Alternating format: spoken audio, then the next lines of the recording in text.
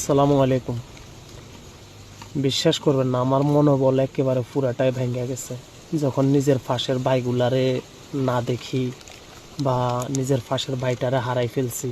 তখন মানে নিজের কি বলি যে সান্ত্বনা দেবো বুঝাইতে পারবো না। এই যে নজরুল ভাইয়ের কথা শুধু বারবার মনে পড়ে। মুসলিম ভাই কই আছে একমাত্র আল্লাহ রাব্বুল আলামিন জানে। আমি নজরুল ভাই সকালে যখন আমরা প্রায় 2 মাসের মতো একসাথে ছিলাম, থাকা অবস্থায় নজরুল ভাই করতেছে যে একবার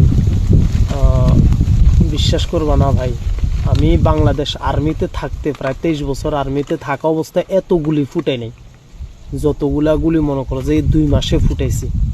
তো বুঝেন, এখনো আমার সাথে কত প্রায় না হইলেও 600 রাউন্ড গুলি আছে, বুলেটগুলা, বুঝছেন। আসলে অবস্থা খুবই ভয়াবহ। যারা মনে করেন যে যে পজিশনে আছে সে বুঝে যে মানে অবস্থাটা কিরকম। এই দেখতেছেন না, একসাথে 2টা ম্যাগাজিন পর্যন্ত এরকম ট্যাপ দিয়ে ফেঁসে রাখছি। আমাদের সাথে ম্যাক্সিমাম 6টা 5টা করে এরকম ম্যাগাজিনগুলো থাকে সবসময় লোড।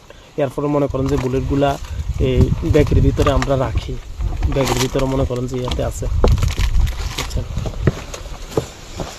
যাক, আল্লাহর কাছে দোয়া করি, আমার জন্য দোয়া করবেন, আল্লাহ যেন হেফাজত করে, ইনশাল্লাহ আবার যেন সবার কাছে ফিরে আনে, এই দোয়াই করবেন। আসসালামু আলাইকুম।